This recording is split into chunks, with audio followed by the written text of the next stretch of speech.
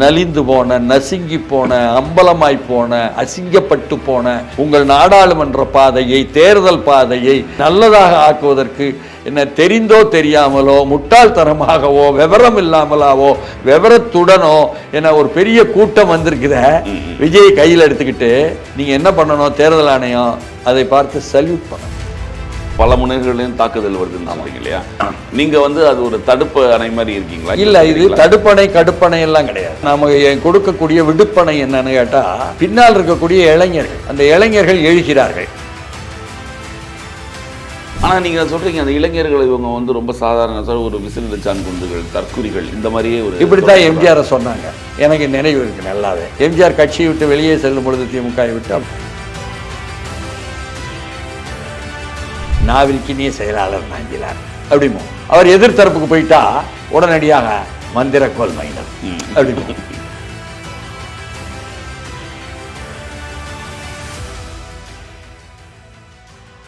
வணக்கம், இது செய்தி மலரின் நேர்காணல் நிகழ்ச்சி. இந்த நிகழ்ச்சியில் கலந்து கொண்டு தன்னுடைய கருத்துக்களை தெரிவிப்பதற்காக பிரபல அரசியல் விமர்சகர் TSS மணி அவர்களை சந்திக்க வருகிறோம். வணக்கம் சார். வணக்கம். நீங்கள் ஒரு நடுநிலையாளர் என்பது தெரியும். உங்களை பொதுவாக அரசியல் மேடைகளில் நாங்கள் பார்த்தது கிடையாது. பொதுவாக ஊடக விவாதங்கள்லையும் மற்றும் சமூக இயக்கங்களையும் பல்வேறு பணிகளையும் இருக்கீங்க.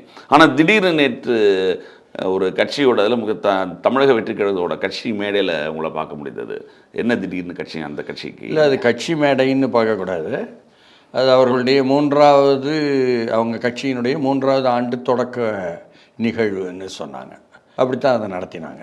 அதனால் அவர்கள் கட்சி மேடை போல் அவங்களுடைய மாநில தலைவர்கள் எல்லோரும் வரிசையாக பேச, யாரையாவது ஏச, அந்த வேலையெல்லாம் செய்யலை. அவங்களுடைய தலைவர், வெற்றி கழகத்தினுடைய தலைவர் மட்டும்தான் கடைசியாக உரையாற்றினார். அதற்கு முன்னால் கலை நிகழ்ச்சி நடத்தினாங்க, தமிழ் கருத்தரங்கு நடத்தினாங்க, அந்த மாதிரியெல்லாம் செய்தாங்க. அஃப்கோர்ஸ் அவங்க ஒரு கட்சி, அவங்களுடைய தலைவர் இருக்கிறாரு, தலைவரை சார்ந்து தான் அந்த கட்சி இருக்குது. தலைவர் ஒரு உச்சபட்ச நடிகர், அதனால் அவருக்குன்னு சொல்லி ஒரு பிரபலம் இருக்குது. அதனால் அந்த பிரபலத்தை புகழ்ந்தால்தான் அந்த கட்சியை புகழ்வது போல், அந்த தலைமை புகழ்வது போல் நினச்சிக்குவாங்கள்ல நாட்டில். அது நினச்சிக்கிறது தான். ஒரு கட்சியோ ஒரு தலைமையோ புகழ்வது என்பது அவருடைய செயல்பாடுகளில் உள்ள வெற்றிகளையோ மக்கள் சார்பு நலன்களுக்கானதையோ சொன்னால் ஆக்கப்பூர்வமானது. மாரா சுமனாச்சன் தலைவரை புகழறது, அவர் புகழை பற்றி பாடுவது, இதுதான் தமிழ்நாட்டில் எப்பவும் உள்ளது தானே. அது இங்கேயும் இருக்கும் தானே. அது இருந்துச்சு, அது மாற்றம் இருந்தது. அப்போது அவங்கள வாழ்த்தி பேசுவதற்குன்னு கூப்பிட்ட போது, சரி தொடங்கியிருக்கிறாங்க ஒரு கட்சி, அரசியல் கட்சி தொடங்குறாங்க என்பதும், திரைத்துறையில் பிரபலமான ஒருத்தர் அரசியல் கட்சி தொடங்குறார் என்பதும் எல்லோரும் பொதுவாக என்ன சொல்லுவாங்க, மாற்றுக் கட்சியில் கூட வரவேற்கிறோம், வாழ்த்துகிறோம். இதுதான் நம்ம நிலைப்பாடு. தான் அது மட்டும் தாண்டி அதுக்கப்புறம் என்ன சொல்லுவாங்க, 2 ஆண்டு நிறைவு செய்து விட்டார்கள், 3ஆம் ஆண்டை நோக்கி போகிறார்கள், வாழ்த்துக்கள். இதுதான் நானும் சொன்னேன். ஆனால் அவர்கள் கட்சியை பார்த்து டார்கெட்டிங் தெம், அவர்களை குறிவைத்து இலக்காக்கி சுற்றி வளைத்து தாக்குதல் என்பதை, அதாவது இது போர் படையில் எதிரிகள் எதிர்த்தரப்பை என்சர்க்கிள்மெண்ட் அண்ட் சப்ரஷன்னு சொல்லுவாங்க. அந்த மாதிரி ஒரு சுற்றி வளைத்து தாக்குதல் என்பதாக நடிகர் விஜயை வைத்து அந்த தமிழக வெற்றி கழகத்தை தாக்கி எல்லோரும் பரப்புரை செய்கிறாங்க. 2 முக்கிய இடத்துலேருந்து. ஒன்று ஒன்றிய அதிகாரத்தில் இருப்பவர்கள், இன்னொன்று மாநில அதிகாரத்தில் இருப்பவர்கள். அப்போ அதிகாரத்தில் இருப்பவர்களுக்கெல்லாம் இப்படி ஒரு புதிய சக்தி வருவது என்பது ஆட்டங்காண வைக்கிறது. இது ஆச்சரியமான செய்தி அல்ல, ஆனால் ஆக்கபூர்வமானது. அதிகாரத்தில் உள்ளவர்களை எதிர்த்து நீங்கள் பேசக்கூடாது. அதிகாரத்தில் உள்ளவர்களை பார்த்து சுட்டு விரலை நீட்டக்கூடாது. அதிகாரத்தில் உள்ளவர்களை பார்த்து குன்றின் மேல் இருந்து நீங்கள் குரல் எழுப்பக்கூடாது. இதுதானே நாட்டு நடப்பு, இதுதானே உலக நடப்பு. இங்கே மு.க. ஸ்டாலின் தான் முதலமைச்சராக இருக்கிறார். அவரை திராவிட ஸ்டாக் என்று பாராட்டுபவர்கள் பாராட்டட்டும், முத்துவேல் கருணாநிதி ஸ்டாலின் என்று புகழ்பவர்கள் புகழட்டும். அவரை ஒரு தளபதி தான் எங்கள் தலைவர் என்று சொல்பவர்களும் அவர்களுடைய உடன்பிறப்புகள் சொல்லட்டும். இங்கே இன்னொரு தளபதி பக்கத்திலேயே ஒரு கோடு, பிரபலத்தில் பெரிய கோடு வந்துச்சுன்னா ஒரு பிரபல கோடை வந்து நாங்கள் உருவாக்கி கட்டி வச்சிருக்கிறோம். பிரசாந்த் கிஷோருக்கு 380 கோடி ரூபா கொடுத்து அவர் செய்த வேலை என்னன்னு சொன்னால், தமிழ்நாட்டில் 200 தொகுதிகளில் திமுக கூட்டணி வெற்றி பெறும்னார். அப்புறம் 156 தவிர மீதி 44 தொகுதியை நானும் லென்ஸ் வச்சு தேடிக்கிட்டு இருக்கேன், கிடைக்கல. பிரசாந்த்குமார் பார்த்தா கேட்கணும், ஏங்க அந்த 44 கொடுத்துட்டு போங்க. ஆனால் தமிழ்நாட்டில் இன்னொருத்தர் பிரபலமான அண்ணா சாலை ஆங்கில ஏட்டினுடைய அதிபர், அவர் 234 தொகுதியும் வெற்றி பெறும் அப்படின்னு சொன்னார். அவர் வாய்க்கு சர்க்கரை போடணும் இல்லையா? 234 தொகுதியிலையும் தேர்தல் நடந்திருக்கிறது. 2021ஆம் ஆண்டு ஒவ்வொரு தொகுதியிலும் ஒருவர் வெற்றி பெற்றிருக்காங்க. அப்போ 234 தொகுதியிலையும் வெற்றி பெற்றிருக்காங்க. அது திமுக கிடையாது, வெற்றி பெற்றிருக்கார். ஆமாம், அவர் சொல்லிட்டார்ல 234 தொகுதியும் வெற்றி பெறும். அவர் திமுக கூட்டணியை தான் சொன்னாரா? பொதுவாக வந்து தேர்தல் ஆணையத்துக்கு ஆதரவாக நல்லா செயல்படுவாங்க, வெற்றியெல்லாம் வரும் அப்படின்னு சொன்னாரா? நமக்கு தெரியாது. ஏன்னா அவருக்கு அதையும் தெரியும். ஏன்னா அவர் ஆங்கிலம் பேசுகிறார். அவர் ஆங்கிலம் எப்படி பேசுகிறாருங்கிறத விட அவர் ஆங்கில ஏட்டினுடைய அதிபர். இப்படித்தான் வந்து நாட்டில் எல்லாமே கவனிக்கப்படுது. ஹிந்து ராம் சொல்கிறீங்களா? வேற யாராவது இருக்காங்களா? அதான் நீங்கள் அப்போது அதனால் இங்கு வந்து இந்த புகழப்படுவது, போற்றப்படுவது, இதெல்லாம் வந்து ரொம்ப சாதாரணமான நிகழ்வு. அந்த காலத்தில் சொல்லுவாங்க, மேடை ஏறினா உன் முதுகை நான் சொரிகிறேன், என் முதுகை நீ சொரி. அது பாணியில் போகுது.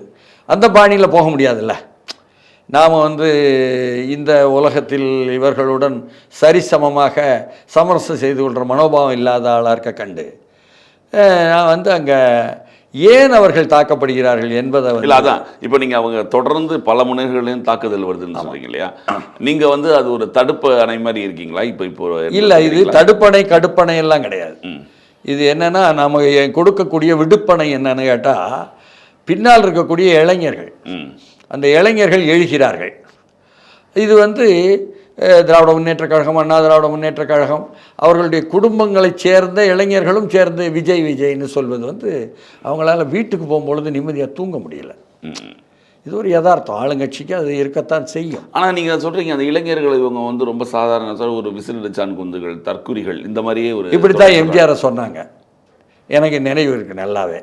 அதாவது எம்ஜிஆரை வந்து எம்ஜிஆர் கட்சியை விட்டு வெளியே செல்லும் பொழுது திமுகவை விட்டு அப்படி தான் சொன்னாங்க. ஆனால் அதுக்கு 4 ஆண்டு முன்னால் போய் பார்த்தீங்கன்னு சொன்னால் எம்ஜிஆரை வைத்துத்தான், இந்த விசிலடிச்சாங் குஞ்சுகளை வைத்துத்தான் அண்ணாவும் வாக்குகளை வந்து வாங்கி திராவிட முன்னேற்றங்கள் ஆட்சிக்கு வந்தது 67. ஆமாம். அதனால் வந்து யாரை வைத்து ஆட்சிக்கு வந்தோமோ அவர்களே வெளியேறும்பொழுது அப்படி சொல்லுவோம். உதாரணமாக எங்கள் கூட ஒருத்தர் இருந்தார்னு வைங்க, அவரை வந்து என்ன நடமாடும் பல்கலைக்கழகம் நாவலர் நெடுஞ்செழியன் அப்படின்னு சொல்லுவோம். நாராயணசாமியின் பேரை மாற்றிடுவோம். அதற்கு பிறகு அவர் எதிர்த்தரப்பு எம்ஜிஆர் தரப்புக்கு போனால் என்ன செய்வோம்? அவரை மூடி கிடக்கும் தொடக்கப்பள்ளி என்றுவோம். அவர்களை வந்து ஒருத்தரை புகழ்வதற்கும் இழிவு செய்வதற்கும் ரெண்டுக்கும் சொல்லாடல்கள் தமிழில் தேட தெரியும். அந்த அறிவு போதும் தமிழ்நாட்டை ஆள்வதற்குன்னு நினைக்காங்க. அதே போல் அடுத்து பார்த்தீங்கன்னா, நாவிற்கினிய செயலாளர் நாஞ்சிலார் அப்படிமோ. அவர் எதிர்த்தரப்புக்கு போயிட்டா உடனடியாக மந்திரக்கோல் மைனர் அப்படிமோ. எங்களுக்கு சொல்லாடல்களுக்கு வந்து கஷ்டம் கிடையாது, பஞ்சம் கிடையாது. சிபி சிற்றரசு, சிந்தனை சிற்பி சிபி சிற்றரசு அப்படிமோ. எதிர்த்தரப்புக்கு போனால் சிந்தனை சிலுப்பி அப்படிமோ. நாங்கள் வந்து வார்த்தை சாலங்கள். எங்கள்கிட்ட வந்து சொல்லாடல்களுக்கு பிரச்சனையே கிடையாது, பஞ்சமே கிடையாது. அதனால் இப்படியே பேசியே நாங்கள் வந்து ஆள்வோம், ஆட்சிக்கு வருவோம். இந்த நிலை மாற வேண்டும் நினைப்பவர்கள் யாருன்னா இளைஞர்களாக இருக்காங்க. அந்த நான் சொன்னேன் இல்லையா, அந்த இளைஞர்களுக்கு இவங்க 2 விஷயம் என்ன சொல்கிறாங்கன்னா, ஒன்று வந்து எம்ஜிஆர் இங்கே கம்பேர் பண்ணுறீங்க. எம்ஜிஆர் வந்து ஏற்கனவே ஒரு அரசியல் ஒரு கட்சியில் இருந்தவர், ஒரு எம்எல்ஏவாக இருந்தவர். அதுக்கப்புறம் 72 கட்சி ஆரம்பித்து 77 பொது தேர்தல், நடுவில் ஒரு இடைத்தேர்தலில் மட்டும்தான் என்னார். இவங்க தேர்தல் களத்தை இன்னும் காணலை. அப்படிங்கும்போது இவங்களுக்கு ஒரு செல்வாக்குன்றது மாயை அவங்களே நினச்சிக்கிறாங்க அன்ற மாதிரி இவங்களுடைய குற்றச்சாட்டு. அதிமுகவும் சரி திமுகவும் சரி 70கள் 80கள் போலவே என்ன 2026களும் இருக்கணும் அப்படின்னு நினச்சா வந்து ரொம்ப பழமைவாதம். அது சமூக ஊடகங்கள் வளர்ந்துருச்சுன்றதை புரிஞ்சுக்கல என்ற மாதிரி சொல்றீங்க. சமூக ஊடகங்கள் மட்டும் இல்லை, மனிதர்களே வளர்ச்சி அடைகிறாங்க. ஒவ்வொருத்தர் மூளையும் வளர்ச்சி அடையுது. நீங்கள் உங்களை வந்து மூளையை கழுவிக்கிட்டு இளைஞர்களை நோக்கிய, புதிய உலகத்தை நோக்கிய, வளரும் சமுதாயத்தை நோக்கிய பார்வையை நீங்கள் கொள்ளலைன்னா அது உங்களுடைய குறையா, சமூகத்தின் குறையா இல்லையா? அதனால் அந்த இளைஞர்களுடைய ஆற்றல் அதை எப்படி பார்க்க போகிறோம்? அந்த இளைஞர்கள் நம்மை பற்றி, நாமெல்லாம் முதியவர்கள். நான் அங்கே சொன்னேன், நான் வந்து முதியவர் என்ற தளத்தில் இருந்து உங்களை பார்க்கிறேன் நான் சொன்னேன். 75 வயது எனக்கு சொன்னீங்க, அதையும் சொன்னீங்க. என்கிட்ட வந்து காதில் வந்து ஒருத்தர் கேட்குறாரு, உண்மையாக சொல்கிறீங்கன்னு. ஒரு தம்பி கேட்குறாப்புல, ஆமாம் தம்பி 75 தாண்டிடுச்சுன்னு சொன்னேன். ஏன்னா ஒன்று அவங்க முன் வரிசையிலேயே அவங்க அதிர்ச்சி அடைஞ்சதுனால அதிர்ச்சியாக இருக்கானுன்னு கேட்டேன். வெளிப்படையாக தான் இருக்கோம். நம்ம ஒன்றும் புகழ்வதற்காக நம்ம போகலை, யதார்த்தத்தை படம் பிடித்து காட்டுவதற்காக வந்து போகிறோம். அதை வந்து படம் பிடித்து காட்ட முடிந்தது அந்த குறிப்பிட்ட 10 நிமிடத்துக்குள்ளன்னு நான் நினைக்கிறேன். அப்படி சொல்லும் பொழுது தான் நீங்கள் இளைஞர்கள் வந்து இந்த எழுச்சி என்பது வந்து இந்த தாவேக்கால புதுசாக தோன்றலை. இது பொதுவாக சமூகத்தில் உள்ளதாக இருக்குது. தமிழ் சமூகத்தில் மட்டுமல்ல, இது உலக சமூகத்திலே இருக்குது. அதனால தான் வந்து மெக்சிகோவில் நடந்ததையும், நேபாளத்தில் நடந்ததையும், தென்னிலங்கையில் நடந்ததையும், பிரிட்டனில் நடந்ததையும், நம்ம ஊரில் வந்து மெரினால் நடந்ததையும், ஸ்டெர்லைட்டில் நடந்ததையும் எல்லாவற்றையுமே சுட்டி காட்டி இளைஞர்கள் எப்படி தலைமையேற்று அறுதியிட்டார்கள். அப்போ நாட்டின் அவலத்தை போக்குவதற்காக அவர்கள் வருகிறார்கள். ஆனால் இந்த இளைஞர்களை நல்லா உத்து பாருங்கள். இவர்கள் வந்து ஒரு ஓராண்டு 1.5 ஆண்டு முன்னாலெல்லாம் 2 ஆண்டு முன்னாலெல்லாம் இளைஞர்கள் தானே. 18 40 வரை இருப்பவர்கள் என்று சொன்னால் அந்த வயதுக்காரர்கள் ஆண்களும் பெண்களும் இந்த நாட்டில் நடக்கின்ற அந்த நாடாளுமன்ற பாதை இருக்குல்ல, அதில் வந்து பயணம் செய்துட்ருக்கிற நாடாளுமன்ற கட்சிகள் இருக்குல்ல, காசு கொடுத்து தான் ஆளை கூப்பிடுறான் கூட்டத்துக்கு, காசு கொடுத்து தான் ஓட்டு கேட்குறான், ஆட்சிக்கு வந்த பிறகு காசு கொடுத்தா தான் வேலைங்கிறான், என்ன காசு காசு காசு காசு பணம் துட்டு மணி வேறு எதுவும் இல்லைங்கிறான். அப்போ வெறுப்படைகிறான். உங்களுக்கு வெறுப்படைவதில் பார்த்தீங்கன்னா சமீபத்தில்